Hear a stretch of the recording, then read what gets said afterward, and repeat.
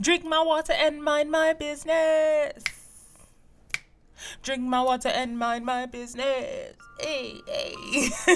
You are listening to the Good Girl Podcast. No, you are listening to the season opener of the Good Girl Podcast. And I am Cameo King, your host. The Good Girl Podcast is a podcast that is redefining what it means to be good through uncomfortable truths. I call those uncomfortable truths confessions. So every week we have someone on sharing a confession about themselves with the goal of healing and freedom. And I just want to let y'all know, if you are new to this, I am true to this. A lot of us, including myself at one point, are in self-denial about who we are, about what we want, about why we are mad, hurt, etc., whatever it is. And it is literally killing our soul. And it is simply because we cannot be honest with ourselves and confess. So I'm here. I really want y'all to be free. I really want y'all to be whole. I want y'all to be full of joy. I want you to be honest with where you are and with how you feel. So I'm your answer. I'm on this journey with you, right? That's another reason why I say I'm not new to this. I'm true to this. One of my pet peeves, something I cannot stand. Do y'all feel that? Is when you have some of these folks out here with these great platforms, be it online or be it in person, and they have these great words of inspiration, these goals to aspire to, these standards, these things you should and you shouldn't do, and they are not doing it themselves. They are not walking this journey with you. Because I think when you walk the journey with somebody, you have a different grace, right? You're a little bit more gentle with how you approach something. It humbles you, right? And you speak from a different place. So I say all that to say I'm intentional every season with starting the podcast with a confession from yours truly. And so this season is no different. And speaking of confessions, we are now accepting anonymous confessions. If you found us on the gram, you would have known that. But just letting you know, if you want to submit a confession, whether you want to be on the show or you want to keep it anonymous, we are accepting those. And so you can get that on our website, thegoodgirlpodcast.com, or hit the link in our bio on Instagram. And what we'll do with some of the anonymous confessions, I may share them on social media, right? I may talk about them here. I may bring someone on to talk about this anonymous confession, because I'm sure if it's something one person is thinking about, I'm sure 50 other million people are thinking about it too. So please come on with your confessions. And so we're going to hop right into the first podcast of the season, again, which is me. And so my confession is I have outgrown friendships, right? I have outgrown friendships. So you may hear me a little bit in rare form today because I'm going to shoot from the hip, primarily because I don't want to say this is fresh, but it is a ever-evolving process. And you'll see as I go through it, right? Friendships are always shifting, changing, and growing. If it's not growing, it's dead. And so as you grow, your relationships grow, your friendships grow. They shift and they change. But I think this process for me started about maybe 3 or 4 years ago. And I think a lot of my friendships now are somewhat settling into a new space. But anyway, I want to hit 3 different areas in this confession. The first is, what are friendships? Like, how do I define friendships? So we're going to set the stage. The second is, what does outgrowing a friendship look like? And then 3, how we punish ourselves and our friends for not knowing. So first things first. I pop up, freaks all the honeys, dummies, Playboy bunnies, those what monies. Hey, right? I'm excited, y'all. But anyway, let's get back. Who gonna sign me? No. One, what friendships are. So the more I experience life, the more I value the sacredness of friendships. How they have been my lifeline through heartbreaks of unfulfilled dreams, moments of self-doubt, and my human frailty. These friendships breathe life back into me when no one could. It reached me in some of my most vulnerable places. And I don't even remember the specifics of this circumstance, this example. I just remember laying in bed in a ball in a fetal position. And if you know me, to have me in a fetal position, y'all, I'm almost 6 feet, probably 6 feet with my hair, but to have me in a fetal position is a lot. And I was receding, right? Like literally shrinking emotionally. And what I remember is the sweetness, the gentleness, yet the conviction, and my friend's spirit speaking to me, letting me know it was going to be okay. I don't even remember the words she said. I don't even remember the circumstance, but I do remember her being on the phone with me, speaking to my spirit with all the care that her heart could muster for me, the love that her heart could muster for me, just to let me know, Cam, you gonna be all right. It's friendships like this, right? Friendships that love you when you are messy. They love you because of your mess and not in spite of it. And you revel in it. You are in the moment, in your mess, being exactly who you are with them. And they are with you in your fullness, in the fullness of you. That is friendship. And they love it and you love it. You are accepting all of me. You love all of me. But what happens oftentimes, because they do love all of you, they even love the parts of you that were deeply wounded. The parts of you that always showed up and never said no. The parts of you that weren't even the real you. And let's be honest, you loved it too.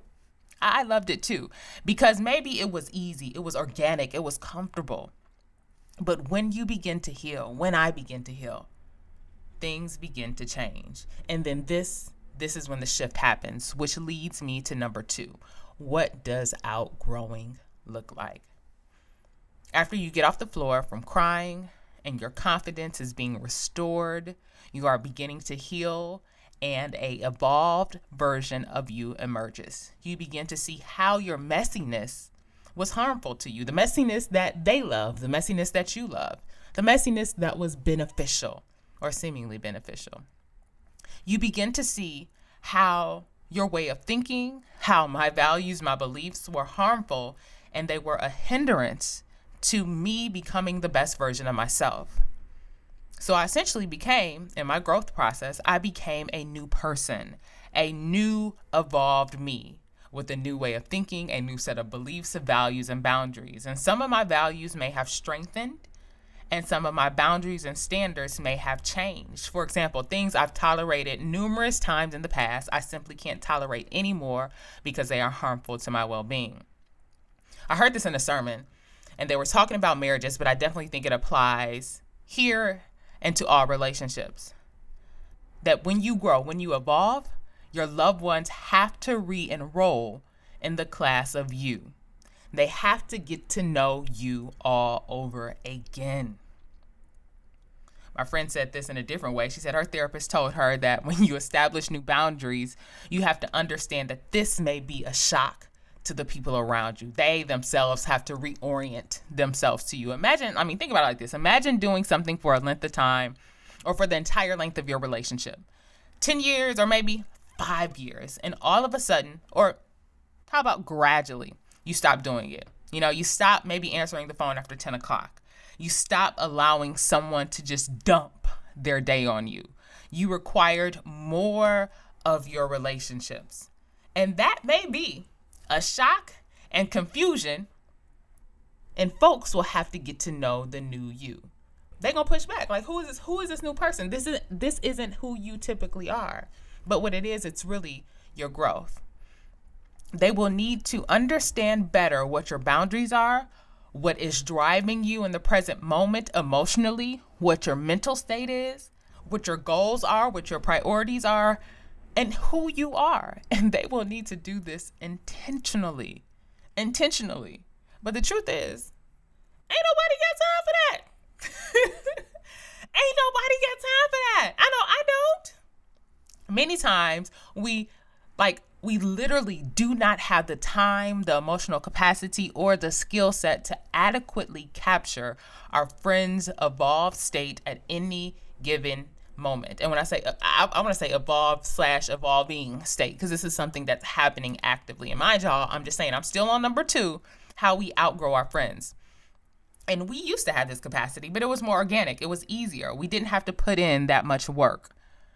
It was like being in school together, being in class together, working together, or going out every weekend and kiki and and living in the same city, having the same priorities. Therefore, you are actively involved, engaged, and observing the evolution of your friend, and you can even respond to it real time. But right now, today in 2022, in the year of our Lord and Savior, Jesus Christ, in your mid to late 30s to early 40s, ain't nobody got time for that. Because you may have children, you may have a spouse, you may have a demanding career, you may be a caregiver, you could be all of this, right? You are unpacking your own trauma. You are trying to prioritize yourself and your needs. So essentially, you have two people evolving at different rates. And in order for the friendship to continue to grow, both parties have to be intentional about relearning one another. But what tends to happen? First, we're growing at different rates, right? So I may grow in one area and you not growing in that area. And you may be growing in one area and I'm not growing in that area. And then that produces tension. And so what happens with that, some folks just fall back. I'm a fallback type person because I'm like, we too grown. No, ma'am. We too grown. I'm not about to do that because I can't do the work for you. You have to do your own work, and I'm doing my work. And I just want to say this, and I say this humbly.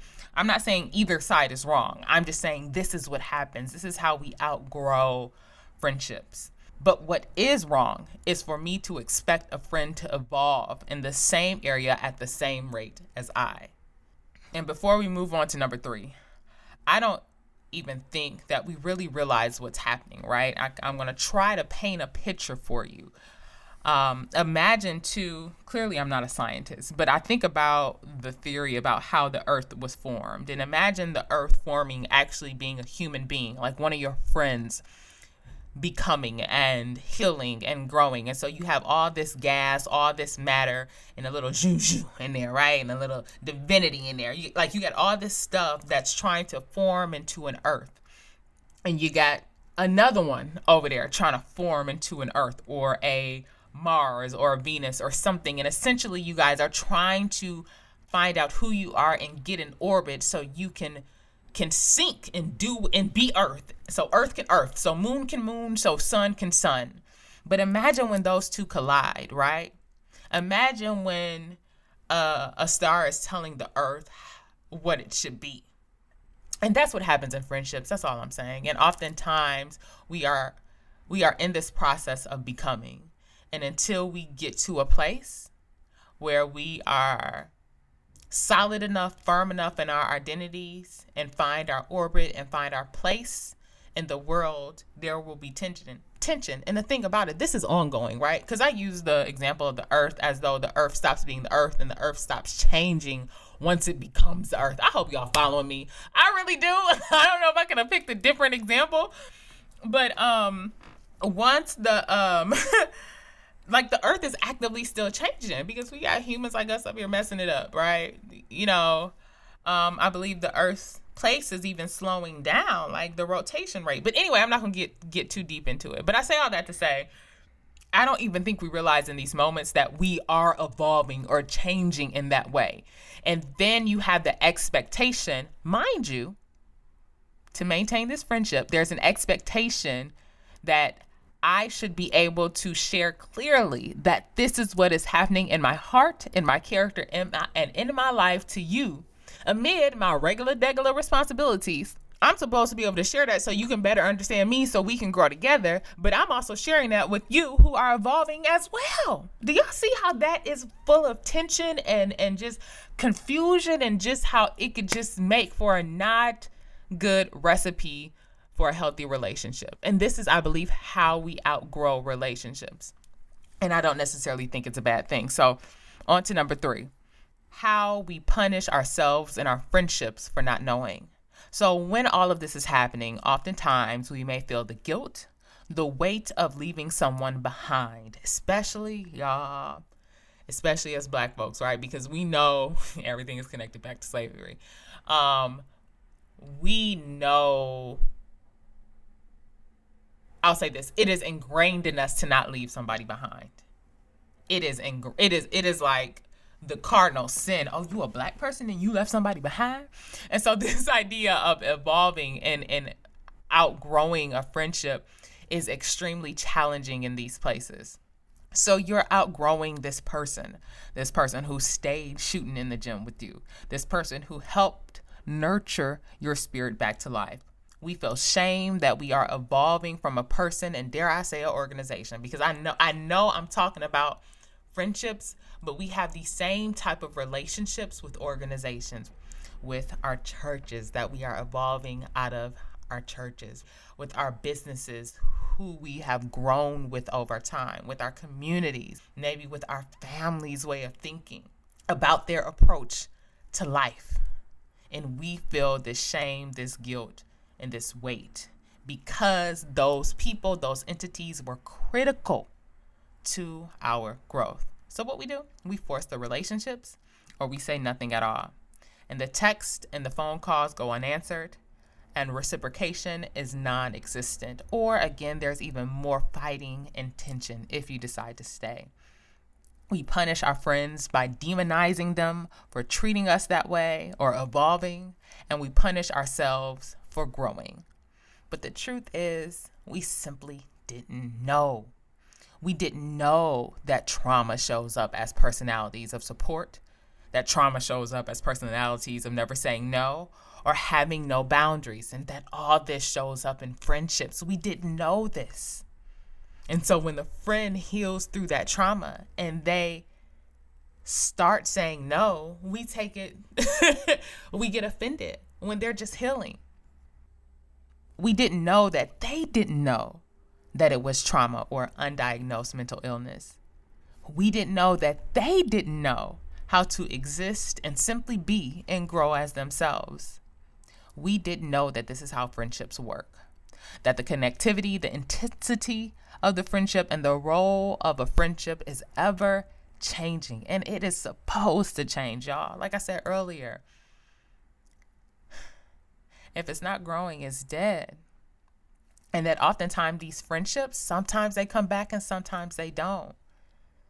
And I think the hardest concept for us to digest is how can something that was so good to me and so critical at some point in my life or at an extended period in my life now be no need?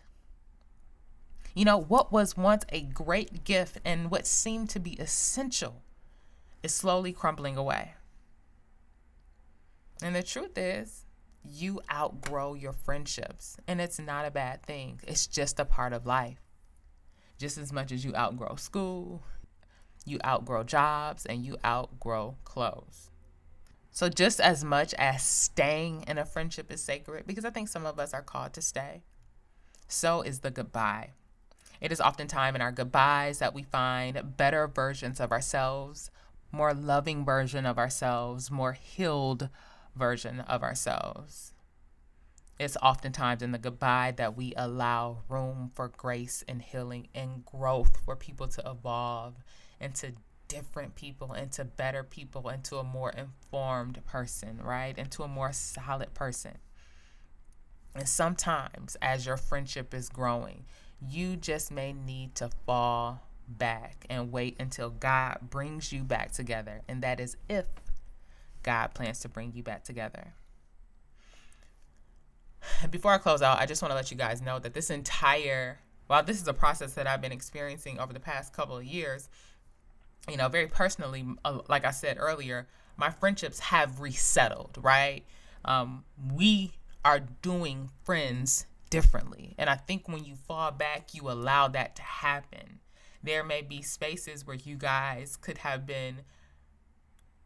shared everything, right? But you no longer can do that because either you realize it's really not a safe space to share with that person anymore because their lens on life when it comes to relationships is not healed, right?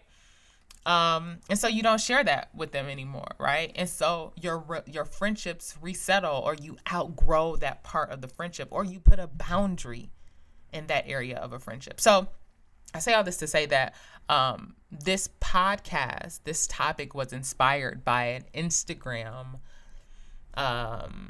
Instagram page that I follow called Black Liturgies. And they were talking about the sacredness of the goodbye of friendships. So go follow them if you dare. So go follow them if you're on the gram. And I think there is another conversation about when do we fight for the friendship, right? And what does fighting look like? But I really think that is a conversation between you and God. Because I ain't gonna tell you to stay in nothing.